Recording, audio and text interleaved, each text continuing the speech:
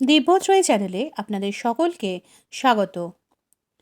অচিন্ত কুমার সেনগুপ্তর লেখা পরম পুরুষ শ্রী শ্রী রামকৃষ্ণ থেকে পাঠ। আজ পর্ব 149। ওম স্থাপকায় চ ধর্মস্য সর্বধর্মস্বরূপিণে অবতার বরিষ্ঠায় রামকৃষ্ণায় তে নমঃ। আমার অসুখ কেন হলো বলতে পারো? জিজ্ঞেস করলেন ঠাকুর। তার 3 কারণ। প্রথম কারণ, পাপ গ্রহণ করে তার শরীরে ব্যাধি। বললেন, গিরিশের পাপ, আহা, ও যে কষ্ট ভোগ করতে পারবে না। যদি জানতুম তোরে যাব তবে আরও পাপ করে নিতুম, বললে গিরিশ ঘোষ। ঠাকুরের কাছে সব শুদ্ধ সত্য ছেলেরা এসেছিল, আমি একমাত্র পাপী, একমাত্র দুরাচার, হেন পাপ নেই যা করিনি। তবু তিনি আমায় নিয়েছিলেন, পথের এক পাশে ফেলে দেননি, কোনো দিন কিছু নিষেধ করেননি আমায়। অহেতুক কৃপার কাছে আমার শুধু অবারিত প্রশ্রয়। কত লোক গিরিশের সম্পর্কে নালিশ করতে এসেছে ঠাকুরের কাছে, বলেছে কত বিরুদ্ধ কথা। ঠাকুর বললেন, না গো না, ওকে কিছু বলতে হবে না, ও নিজেই সব কাটিয়ে উঠবে। তোমার কৃপার কাছে আবার পাপ কি? তোমার কৃপার অনলে অঙ্গার হয়ে যাবে সর্বপাপ। গিরিশের কথা আলাদা। বললেন ঠাকুর, যোগও আছে ভোগও আছে। যেমন রাবণের ভাব, নাগকন্যা দেবকন্যাও নেবে, আবার রামকে লাভ করবে। আগেকার দল ছেড়েছে গিরিশ, বললে নরেন। তা ছাড়লে কি হয়? বাটিতে যদি একবার রসুন গোলা হয়, সে গন্ধ কি আর যায়? বাবুই গাছে কি আর আম ফলে? কেন ফলবে না? হুমকে উঠল নরেন।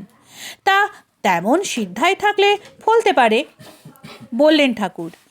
কিন্তু তেমন সিদ্ধায় কি সকলের হয়? আর কারু না হোক, গিরিশের হবে। প্রজ্বলন্ত বিশ্বাসী গিরিশের একমাত্র সিদ্ধায়। কিন্তু যাই বলো, গিরিশের খুব বিশ্বাস। উজ্জ্বল চোখে ঠাকুর বললেন, সত্যি এমনটি আর কোথাও দেখেছিস? ঠাকুর একদিন কি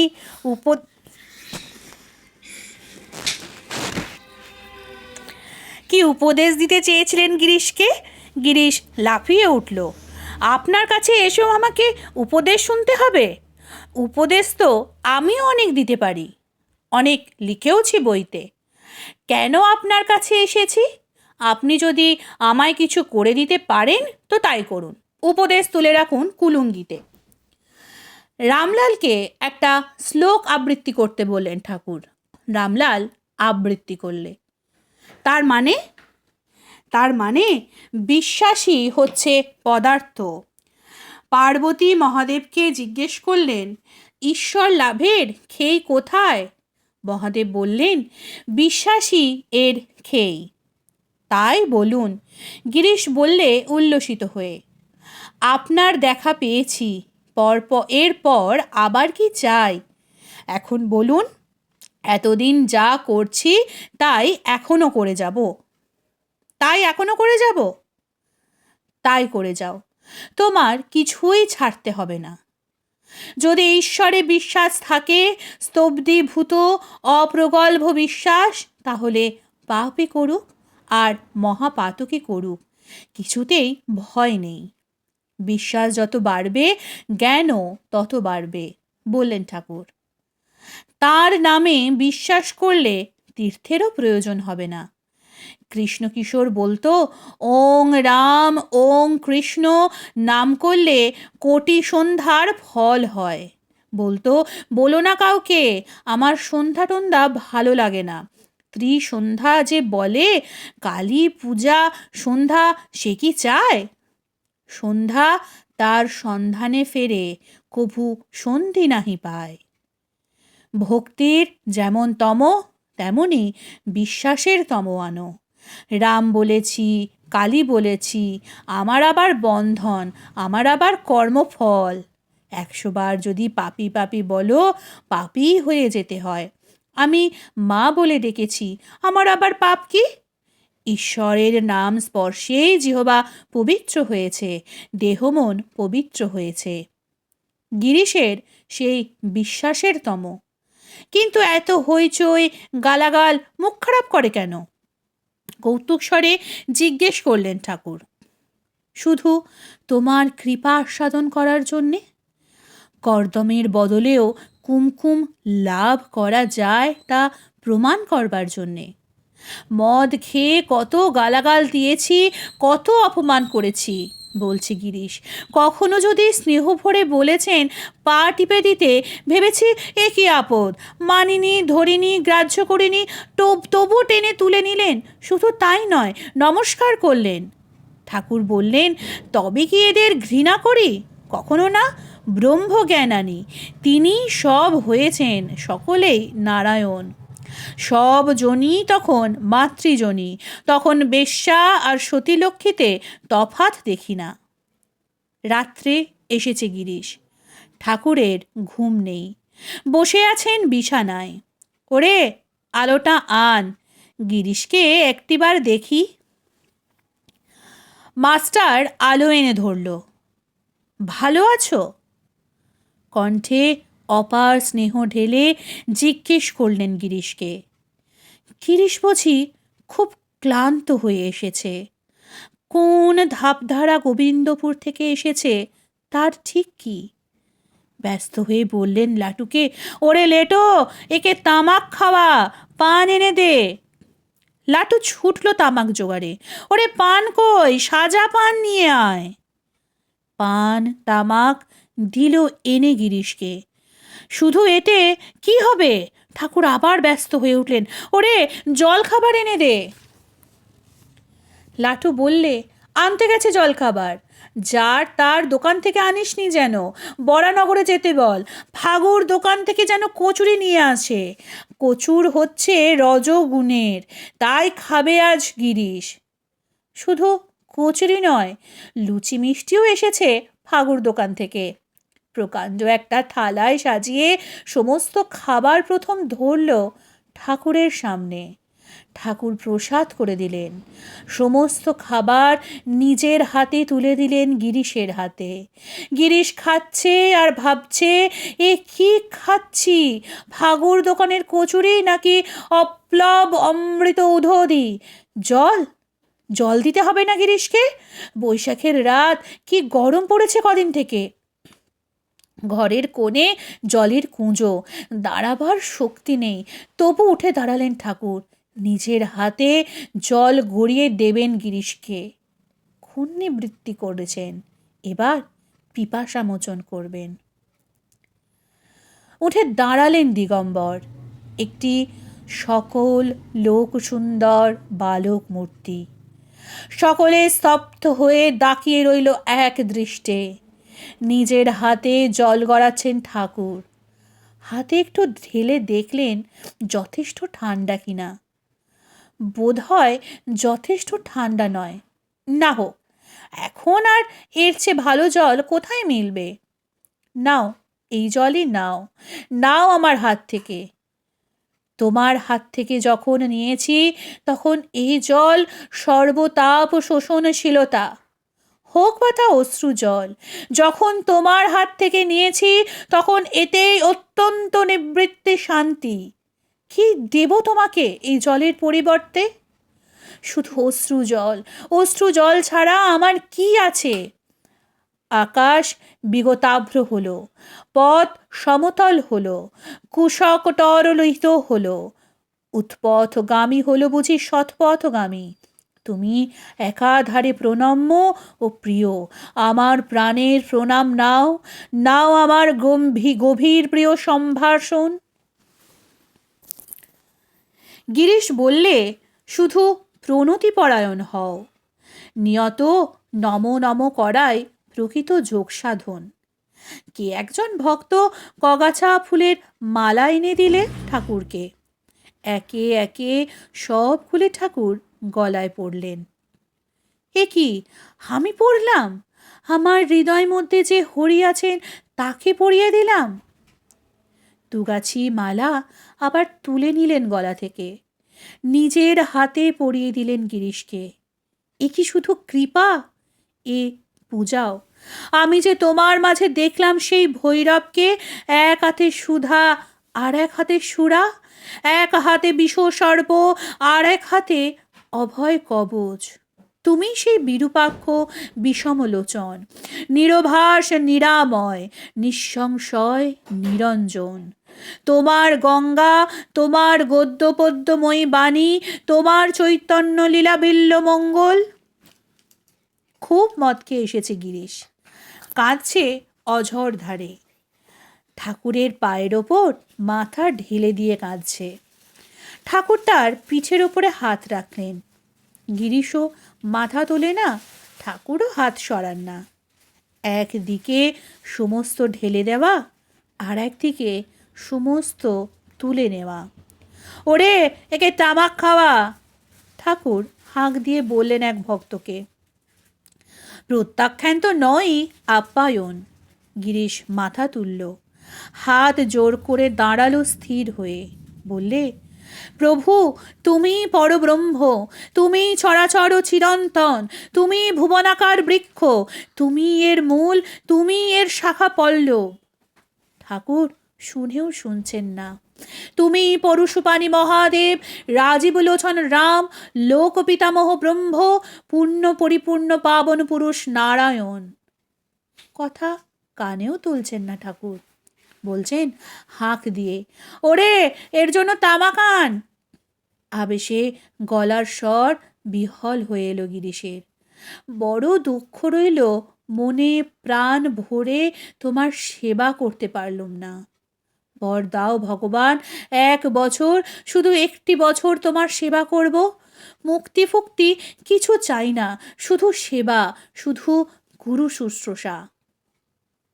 ঠাকুর তাকালেন চোখ তুলে, যেন জনান্তিকে বললেন, ওরে, এখানকার লোক ভালো নয়, কেউ আবার কিছু বলবে, বরটর চলে না এখানে।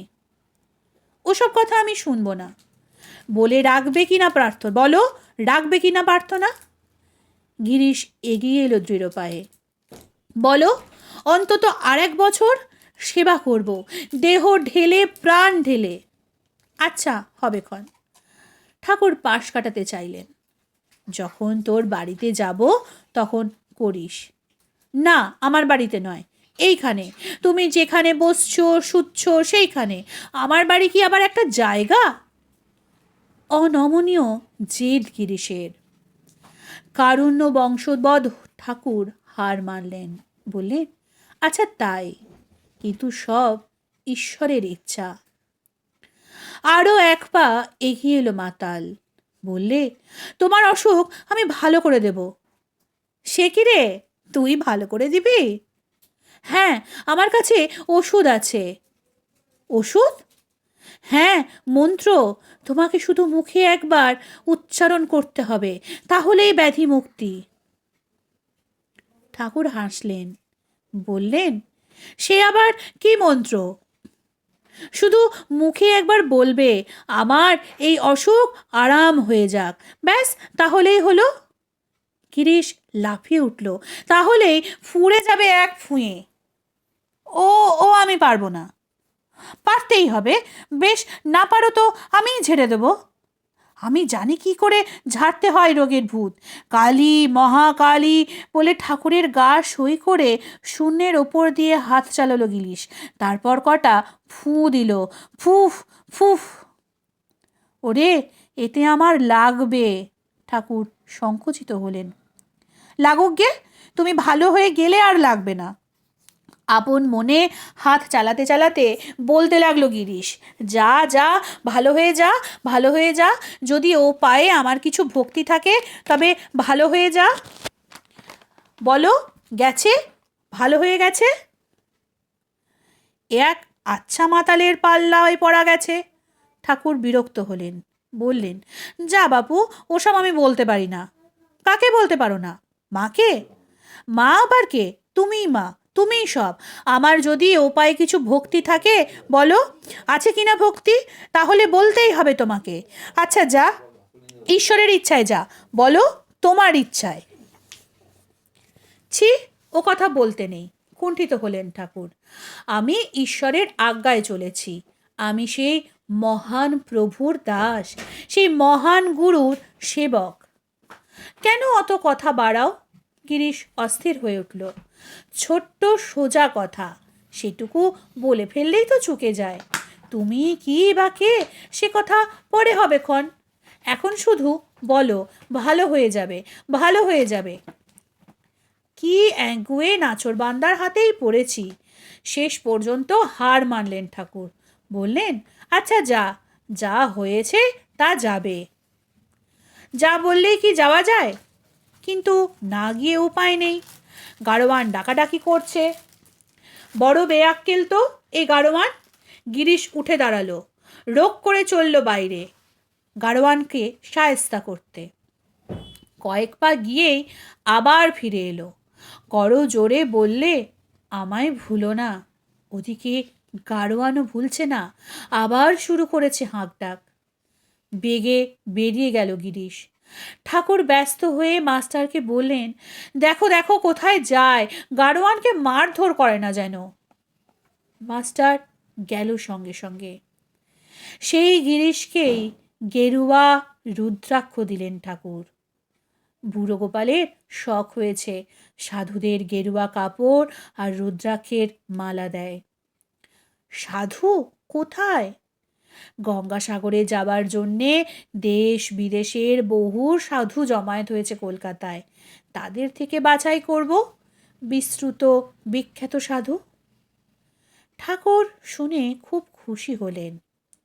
কিন্তু বলিহারি তোকে গোপাল, তুই সাধু খুঁজতে গঙ্গাসাগর গেলি? গোপাল ফ্যাল ফ্যাল করে তাকিয়ে রইল। ভুললি জটা দেখে, দাড়ি দেখে, ত্রিশূল চিমটে দেখে? চোখের সামনে জ্বলছে যে দ্বাদশ আদিত্য, তা তোর চোখে পড়ল না? সেই যে কথায় বলে না, ঘরের কাঠ উইয়ে খায়, কাঠ কুড়োতে বনে যায়, তোর দেখি সেই দশা। দ্বাদশ আদিত্য? হ্যাঁ, আমার ভক্ত ছোকরার দল। তোর ওসব বাজারে সাধুর চাইতে ঢের ঢের খাঁটি। যা, 12খানা গেরুয়া কাপড় আর 12টা রুদ্রাক্ষের মালা নিয়ে আয়, আমিই বিতরণ করে যাই, অভিষেক করে যাই আমার রাজকুমারদের। তথাস্তু। বুড়ো গোপাল কিনে নিয়ে এলো বস্ত্র মাল্য। হিসেবে তো মোটে 11 জন। নরেন, রাখাল, তারক, বাবুরাম, শরৎ, যোগীন, নিরঞ্জন, কালী, হরি, লাটু আর বুড়ো গোপাল নিজে। 12 নম্বরের কোনজন? এক এক করে 11 জনকে বিতরণ করা হলো। আর একজন? সেই আর একজনই গিরিশ। গিরিশ সে গেরুয়া আর রুদ্রাক্ষের অধিকারী? হ্যাঁ, এই কাপড় আর মালা তুলে রাখো তার জন্যে, সে এলে তাকে দিও, বললেন ঠাকুর। কিংবা কেউ গিয়ে দিয়ে এসো তার বাড়িতে। সবাই অবাক, সে তো মশাই পাপী, অপবিত্র। তার জ্বলন্ত পাবক বিশ্বাস, প্রচণ্ড তরঙ্গ ভক্তি, সেই বিশ্বাস ভক্তি, তার পবিত্রতা, তার দেহ মনে জাগ্রত আনন্দ, সেই আনন্দেই তার পাপ ক্ষয়। গিরিশ বললে, ভগবান আমাকে পবিত্রতা দাও। তুমি পবিত্র তো আছো, ঠাকুর বললেন দৃঢ়স্বরে।